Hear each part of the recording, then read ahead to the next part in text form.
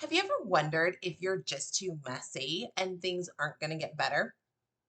Here to assure you that even though things are really messy and probably out of control, dumpster fire floating down your street, things can get better.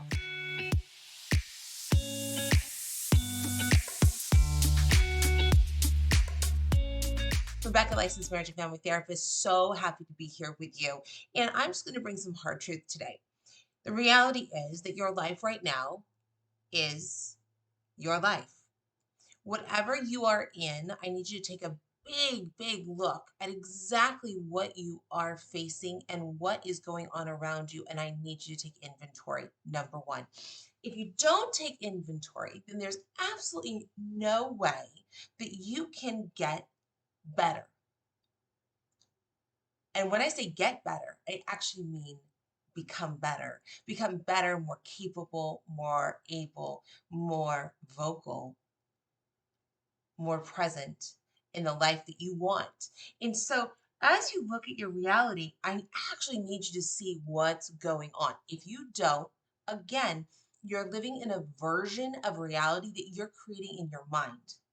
Stop all the pretending. Stop trying to make everything look great.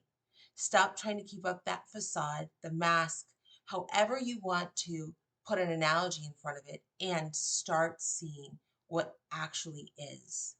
Because what actually is. It is. Your marriage is exactly where it is.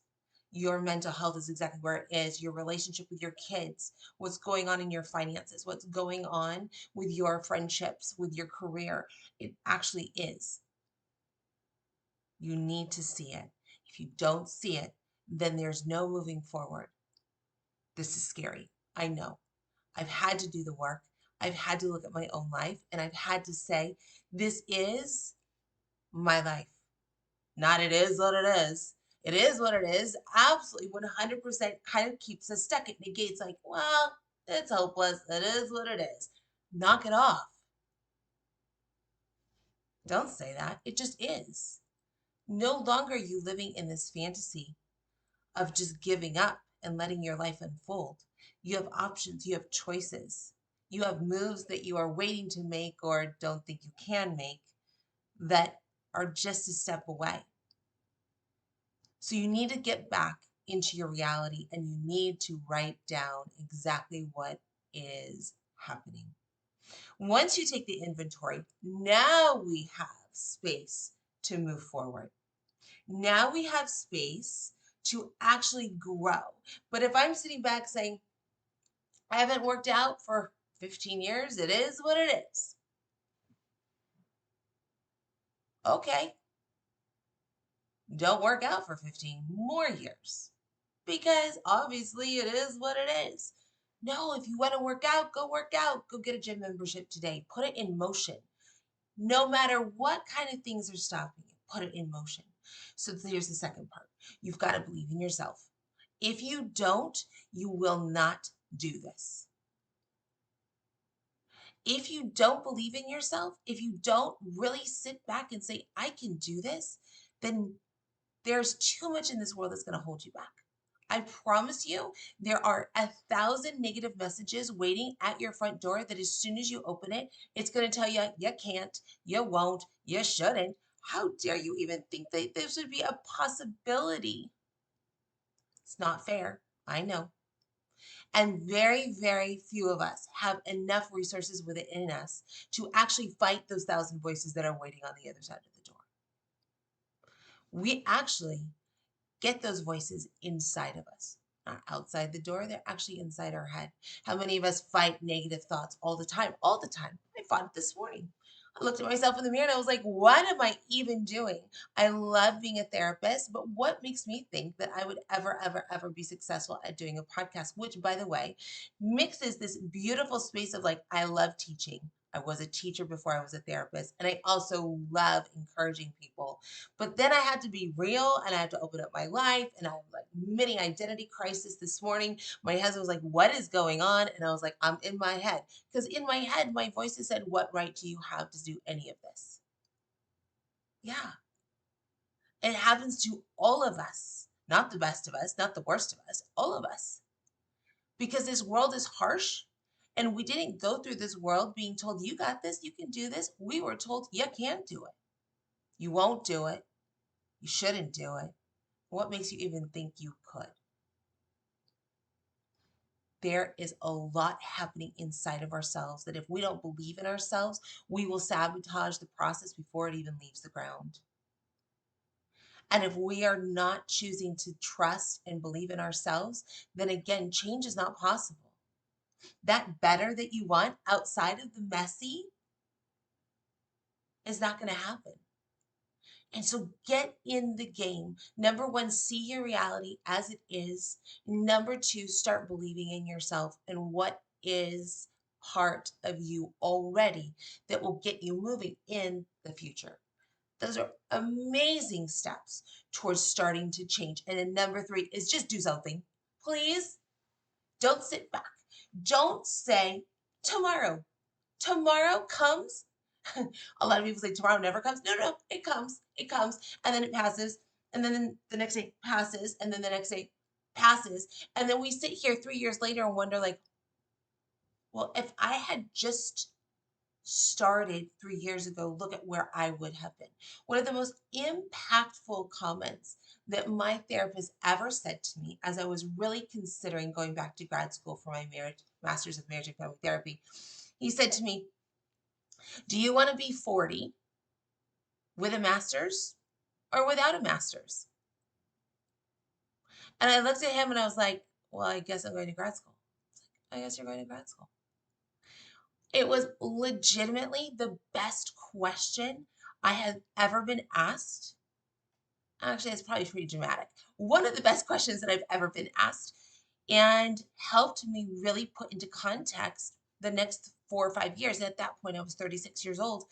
And I thought, wow, do I want to be 40 still having the same conversation where I'm wondering, should I have gone to grad school? I was reinventing my life. I'd come out of a divorce and I was trying to figure out how I was going to support myself and my kids. I needed to do it for me, but I also needed to do it for my future. And so I applied a month later, and here I am.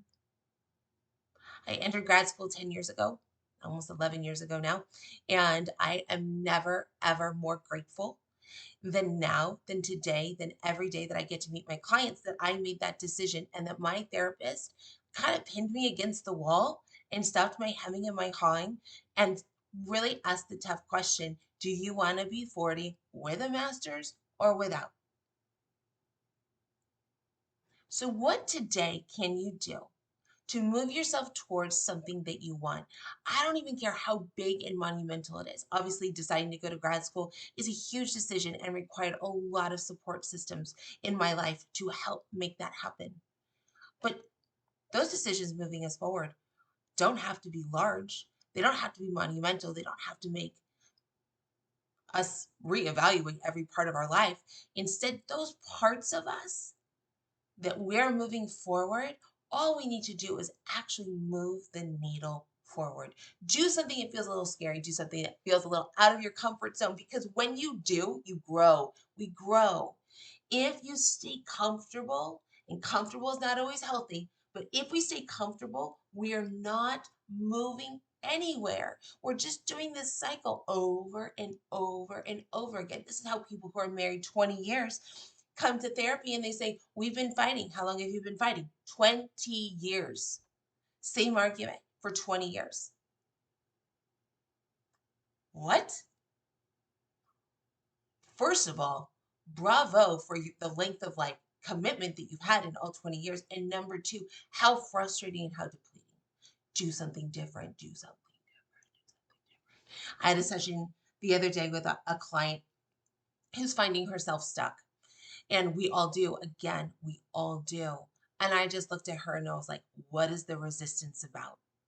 If you really want to find the underbelly, you will find what the resistance is about. A lot of times we say we're afraid to fail. Okay, don't do anything then. Because you know what? We're all going to fail. A lot of times we think, I could never. Okay, well, that's a limiting belief. And another thing we could think is, we're actually just fine right here. And you're fine. You're fine. It's messy, but it's your mess and you understand the mess. And you probably lived in the mess for a really long time and you're actually probably comfortable in your mess.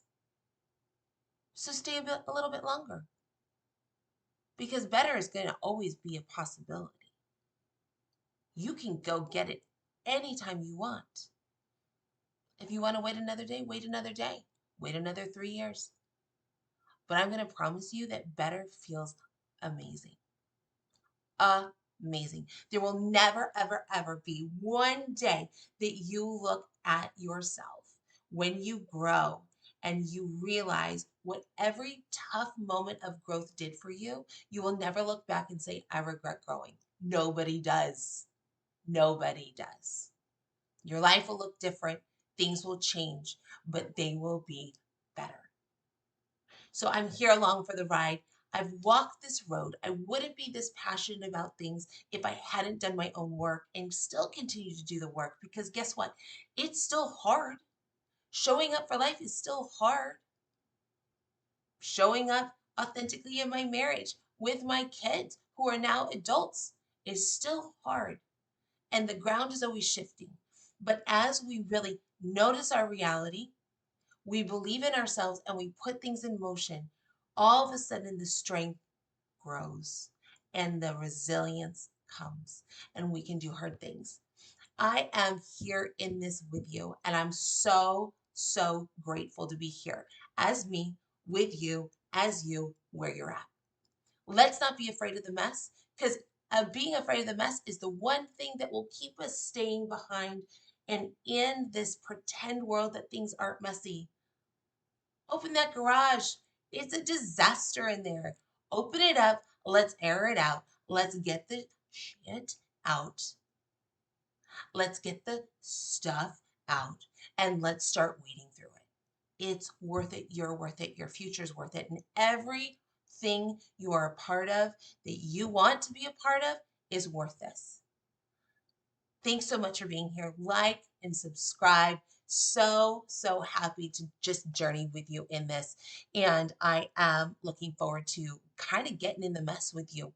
If you have questions about your mess that I can answer in a really non-therapeutic way, just having a conversation with fellow humans, I'm so happy to do that. Go ahead and leave a comment. I would like to dialogue because we're all just human. Hope you're well. Hope this day goes a little better for you than maybe it was. I hope you choose something that reflects you, and we'll talk soon.